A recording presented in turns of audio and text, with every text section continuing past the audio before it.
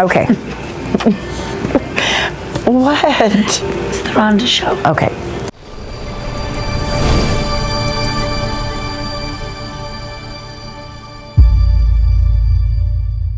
Hello, Los Lunas High School. This is the counseling department bringing some very important information your way. Let me start with some introductions and also our location. The counseling department at Los Lunas High School is on the second floor of the new building, room 921, and our counseling office is comprised of 3 counselors, a registrar, a secretary, and also we have a testing coordinator, and that same person is in charge of our master schedule. So let me just begin with a few items that will be familiar to you when you walk in the office. This board right here sits on the top of our secretary, Sandy Chavez, otherwise known as Miss Sandy.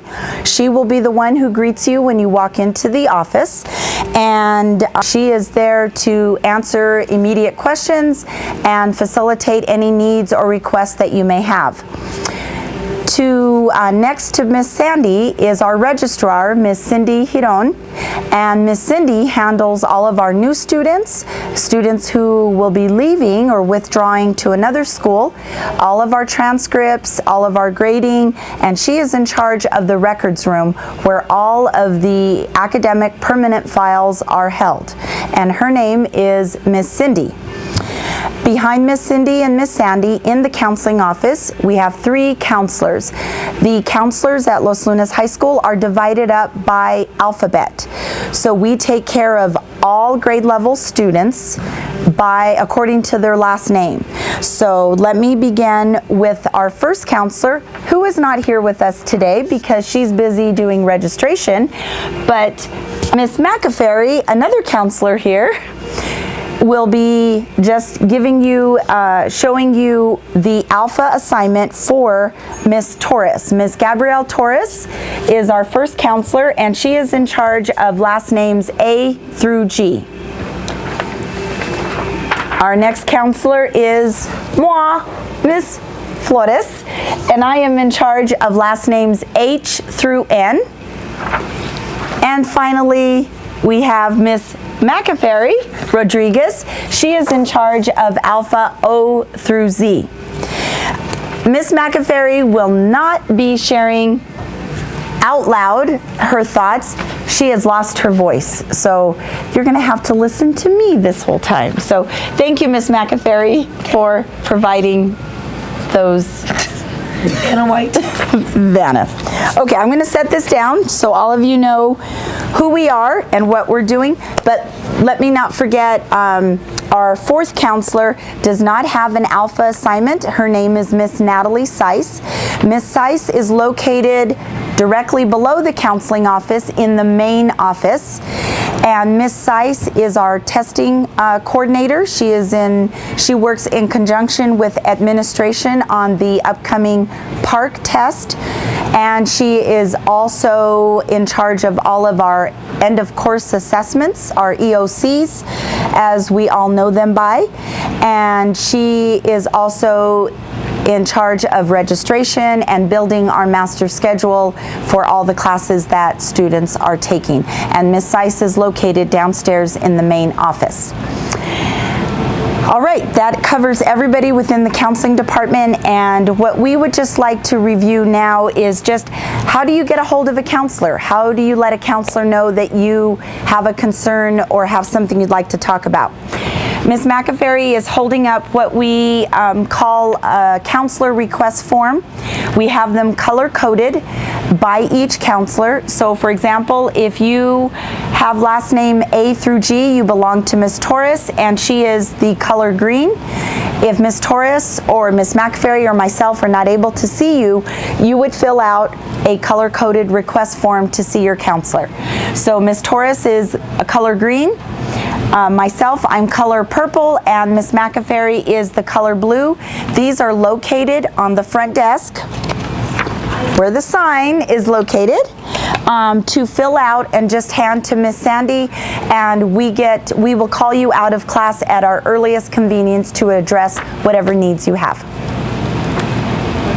Oh, also on the request slip, we ask for you to indicate what you need to be seen for. So, for example, there may be a concern with classes, maybe you need a credit check, maybe you have some concerns with your grades, you have questions about scholarships, colleges, careers, dual credit at our college campuses, or even if it's a personal concern or something going on that you really do not want to elaborate on, just simply circle personal, and that gives us an idea of what we are calling you in for. Our last form that's located on the front desk is a yellow colored transcript request. This is a very important form for all of us, our seniors out there. You will be required to provide transcripts for any colleges that you are applying to, and so that simply can be requested by filling out the yellow colored transcript form, and that will be given to our registrar, Miss Cindy, for her to get your transcript to your desired school. Those transcripts can either be picked up in person by you in a sealed envelope, or we can mail them out for you, and that you indicate on the form itself. All right, we just want to cover a few items that are going on this month. We have just completed registration for next year's classes as of yesterday, and Ms. Torres is actually conducting one as we speak right now. The reason why we conduct registration when we do is we tie registration into our parent-teacher conferences that are coming up. As a matter of fact, January 21st, 22nd, and 23rd. The purpose of conducting registration when we do is at registration, our 9th, 10th, and 11th graders will be reviewing their registration card with their parent or guardian and advisor. So it is imperative that all of our students attend their parent-teacher conferences so they can sign off on their registration card for next year's classes. Also wanted to talk about registration, and we will also be on a half-day schedule for those 3 days of parent-teacher conferences in order to facilitate those meetings with students and advisors and parents. Also at the parent-teacher conferences, we will be doing our next step plans. Those next step plans are required by the state for our 9th, 10th, and 11th graders. It's a projection of your plan for next year. Those will be reviewed as well. Seniors, you will be doing your final next step plans with your assigned counselor here in a few months. So those will not be part of parent-teacher conferences. You will also be reviewing a credit check at parent-teacher conferences with your advisor and parent, along with your updated transcript. Is there anything I forgot regarding parent-teacher conferences? Just signing registration cards. And we just want to emphasize that there is a signature on the registration cards by both the parent, the advisor, and the student. Those cards request will be entered by students the month of February in a computer lab via the English classes. We will take the class into the computer lab, and you will place your request into PowerSchool yourself, which in turn will build our master schedule for next year. Also, we want to mention that the week of January 26th, we are having EOC testing. As I mentioned, Ms. Seiss will be facilitating and organizing the EOC testing for any seniors that still need to pass an EOC test. All seniors will be notified of their EOC test date. All testing will take place in the lecture hall the week of January 26th. On Tuesday, January 27th, the following day, we will be having a FAFSA, Financial Aid Night. That stands for Free Application for Federal Student Aid. All seniors and their parents are invited to come and attend an informational night at 6 p.m. in the lecture hall for all of you. We will be having a workshop to explain the entire application for federal financial aid, and we will be providing dates in February of the financial aid nights.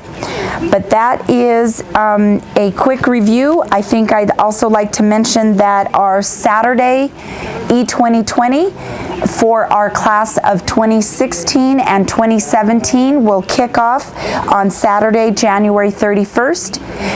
This E2020 credit recovery class is 8 a.m. to 11 a.m. and you will receive more information during parent-teacher conferences on that E2020 program.